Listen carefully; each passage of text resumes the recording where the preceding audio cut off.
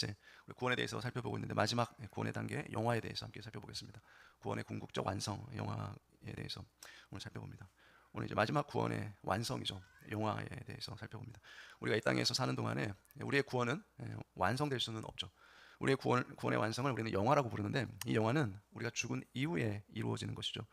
죽음을 통해서 먼저 우리의 영혼이 영화롭게 됩니다. 그리고 이제 예수님이 이 땅에 재림하실 때 다시 오시면 우리의 몸이 그때 이제 영화롭게 되죠. 그러므로 성도들에게 있어서 죽음은 절망이나 슬픔이 아니라 영화로 들어가는 문이라고 할 수 있습니다. 그래서 성도들은 이 죽음과 예수님의 재림을 간절히 기다리게 되는 것이에요. 왜냐하면 죽음과 재림을 통해서 우리가 이제 영화의 단계, 구원의 궁극적인 완성의 단계에 이제 들어가게 되기 때문이죠. 하나님이 우리를 구원하신 최종의 목적은 바로 우리를 영화롭게 하는 것입니다. 로마서 8장 30절에 보면은 또 미리 정하신 그들을 또한 부르시고 부르신 그들을 또한 의롭다 하시고 의롭다 하신 그들을 또한 영화롭게 하셨느니라라고 구원에 대해서 사도 바울이 우리에게 설명해 주죠. 그러니까 예정이 있은 다음에 부르심이 있죠. 그리고 의롭다 하심이 있은 다음에 최종적으로 영화롭게 하심이 있어요. 하나님이 우리를 미리 아시고 예정해 놓으셨다가 때가 되어서 우리를 부르신 다음에 우리를 의롭다 하시고 궁극적으로 영화롭게 하신다는 말씀의 의미예요. 지금까지 우리는 구원의 과정 가운데 배운 내용이 뭐였죠? 예정, 소명, 구속, 중생, 회심, 연합, 칭의, 양자, 견인, 확신에 대해서 배웠어요. 사실 지금까지의 구원의 과정은 오늘 살펴볼 영화에 비교해 볼 때 서론에 불과합니다. 우리는 집을 얻을 때 먼저 뭘 지불하죠? 돈을 다 지불하기 전에 계약금을 먼저 지불합니다. 우리가 지금까지 얻은 구원은 이제 앞으로 얻을 이 영화라는 집의 계약금에 불과한 것이죠. 영화의 영광이 얼마나 클지는 우리가 짐작할 수가 없죠. 어렵죠. 우리가 알 수가 없죠. 지금까지도 우리는 놀라운 이 하나님 주신 구원의 은혜를 우리가 누리고 살고 있습니다. 하지만 하나님이 우리를 완전히 영화롭게 하실 그때는 그 구원의 은혜가 얼마나 크고 놀라울까요? 우리가 정말 상상을 해보지만 상상하기가 어렵죠. 우리가 알 수가 없어요. 영화에 대해서 성경에서 우리에게 그것이 어떻게 얼만큼 좋은지를 자세히 설명하지 않았기 때문에 알 수가 없어요.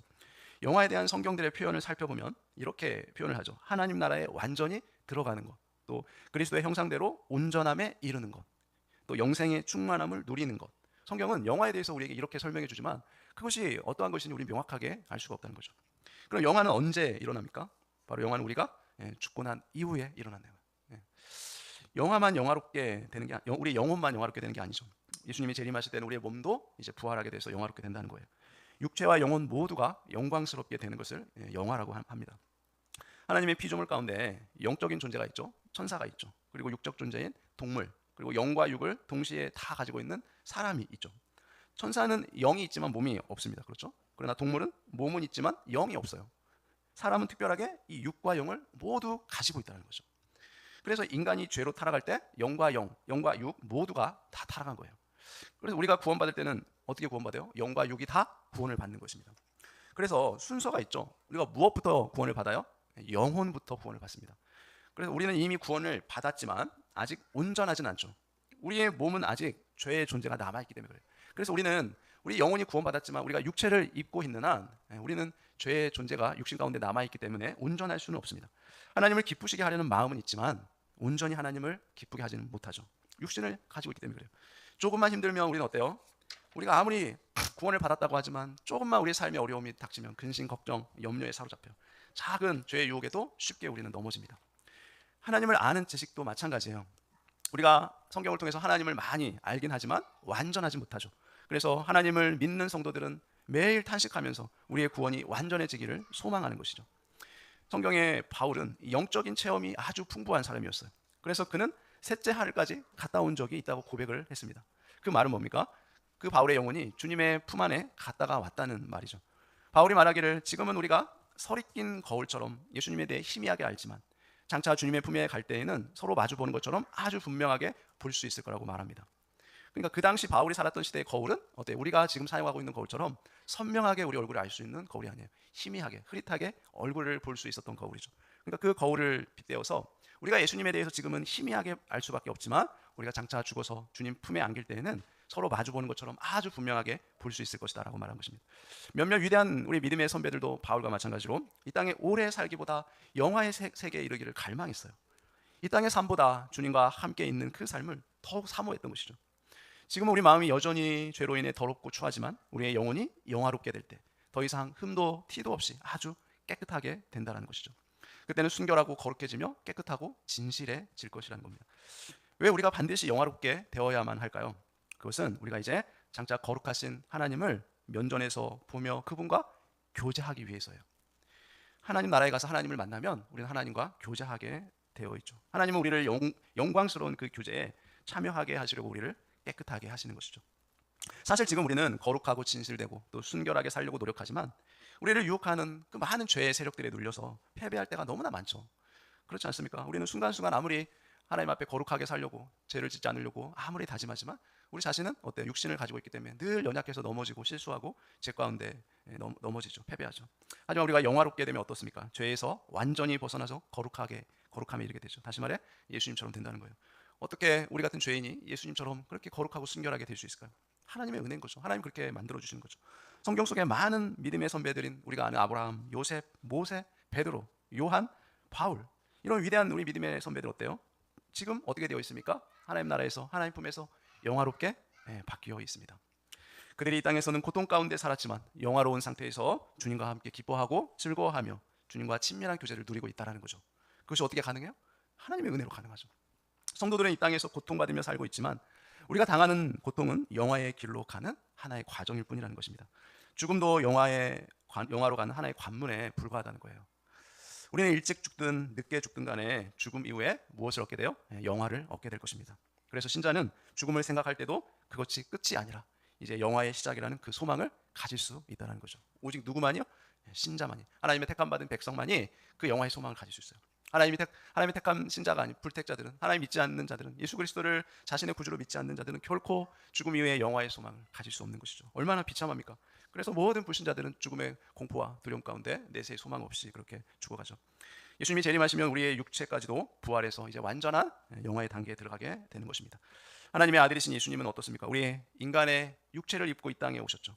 예수님이 십자가에 못 박혀 돌아가신 것도 뭐예요? 우리의 몸을 구원하기 위해서 예수님이 직접 인간이 되셔서 우리 대신 십자가에서 우리 죄를 모두 다 짊어지시고 죽으신 것이에요. 예수님은 몸과 영혼이 영화롭게 된다는 것에 대해서 예수님 자신이 모델이 되어서 우리에게 보여주셨던 것입니다. 그래서 예수님 자신이 육체의 몸으로 오셨다가 십자가의 고난과 고난 가운데 죽으시고 3일 만에 부활하심으로 영화로운 모습을 우리에게 보여주셨던 거죠. 또한 예수님은 살아생전의 변화산에서 영화의 영광을 보여준 적이 있죠. 베드로에게 잠깐 보여줬어요. 우리의 소망은 영혼과 몸의 부활입니다. 딴 몸이 아니에요. 지금 우리가 가지고 있는 이 몸이 변화되어서 우리가 부활하게 된다는 거예요. 지금 우리의 몸이 아프고 병들고 죄에 넘어지고 또 현실의 문제에 시달리지만 그날에는 어때요? 아프지도 않고 고통스럽지도 않고 더 이상 눈물 흘리지도 않고 죽지도 않는 영광스러운 상태로 살게 될 것이라는 거죠. 여러분, 영혼의 영화는 성도가 죽는 순간에 우리에게 찾아옵니다. 그리고 몸의 영화는 예수님이 재림하실 때에 완성이 되죠. 시간적인 차이는 있지만 우리에게 반드시 이런 날이 찾아올 것이라는 것입니다. 우리에게는 영광스러운 미래가 기다리고 있어요. 여러분, 천국에서 우리는 어떤 행복을 맛볼 수 있을까요? 여러분 한번 상상을 해보신 적 있습니까? 우리의 믿음의 선배들 아브라함, 모세, 다윗, 베드로, 바울, 이 많은 믿음의 선배들, 그들과 함께 우리는 교제를 누릴 수 있을 것이에요. 그렇죠? 우리가 좋아하는 차를 마시면서 커피를 마시든지 함께 교제를 할 수 있다는 거예요. 상상만 해도 여러분 얼마나 기쁨이 됩니까? 혹시 영화 되면 이 땅에서의 내 삶은 완전히 다 잊어버리고 딴 사람이 되는 것은 아닐까 그렇게 생각하십니까? 우리는 영화가 되더라도 우리는 서로 다 알아볼 수 있는 상태가 된다는 거예요. 우리의 몸은 영화롭게 변하지만 우리의 정체성은 변화되지 않는다는 거예요. 이 땅에서 누린 신앙생활, 또 우리가 이 땅에서 살면서 누렸던 교제들, 그러한 사람들에 대한 기억들은 우리가 그대로 가지고 하나님 나라에 가게 된다는 것입니다. 이런 자기 정체성이 남아있기 때문에 그 하나님 나라에서 진정한 교제가 이루어질 수 있다는 거예요. 그래서 저와 여러분이 하늘나라 가서도 서로 다 알아보고 교제를 누릴 수 있어요. 이 땅에 살 때 우리가 함께 아파하고 기도하고 즐거워했던 모든 기억들을 다 우리가 기억하면서 함께 하나님 나라에서 교제할 수 있다는 거죠. 그리고 천국은 신자들끼리만 교제를 누리는 곳이 아니죠. 여러분, 우리가 새하늘 새 땅에 가면 뭐가 있을까요? 지금 우리가 이 땅에서 보는 모든 동물, 식물 다 볼 수 있어요. 천사들도 그때는 같이 교제할 수 있죠. 인간이 아닌 다른 피조물들과도 풍성한 교제를 누릴 수 있다는 것이죠. 우리가 영화에 대한 소망을 품으면 실제로 이 땅에서의 우리 삶의 변화가 일어난다는 것입니다. 더 거룩하게 살려고 노력할 것이고 또 죽음에 대한 태도가 완전히 달라진다는 것입니다. 우린 누구나 죽음의 순간을 맞이하게 돼요. 죽음을 피할 수가 없죠. 그러나 영화에 소망이 있는 자들은 죽음 건너편에 있는 더 큰 영광을 사모하며 기쁨으로 죽음을 맞이할 수 있다는 것입니다. 죽음의 두려움 앞에서도 물론 전혀 두려워하지 않을 수는 없지만, 그러나 영화의 소망을 가질 때 우리는 그 죽음의 두려움을 이길 수 있다는 거죠. 그것이 어떻게 가능합니까? 내 힘으로 가능한 것이 아니에요. 하나님께서 성령님을 통해서 우리 마음 가운데 그런 소망을 주신다는 거죠. 스데반처럼 죽음의 순간을 기쁨으로 맞이할 수 있다면, 우리가 죽음 앞에서도 두려워하지 않고 하늘나라를 소망함으로 영화를 기대하며 기쁨으로 맞이할 수 있다면, 여러분 이보다 더 좋은 것이 어디 있을까요? 우리가 이 땅에 살면서 고난을 받지 않을 수는 없습니다. 신자에게는 특별한 고난이 더 많을 것이에요. 예수님을 믿는다는 이유로 우리는 이 땅에서 더 많은 고난을 받을 수 있다는 것을 받게 됩니다. 그러나 우리가 가질 소망이 무엇이죠? 그러나 장차 하나님이 우리에게 주실 영광을 생각할 때 이 땅의 고난은 아무것도 아닌 것처럼 여길 수 있다는 거죠. 고난은 잠깐이요 영광은 영원하기 때문에 그런 것이죠. 그래서 우리가 어떤 일을 당해도 항상 기뻐하고 범사에 감사하며 쉬지 않고 기도하며 우리는 살 수 있는 것입니다. 앞으로 받을 영광을 우리가 기대하며 우리를 영화롭게 변화시키실 그 하나님을 날마다 찬양하며 살아가시는 저와 여러분 모두가 되시기를 예수님의 이름으로 축원합니다. 기도하겠습니다. 사랑의 하나님 아버지, 주님의 은혜를 감사합니다.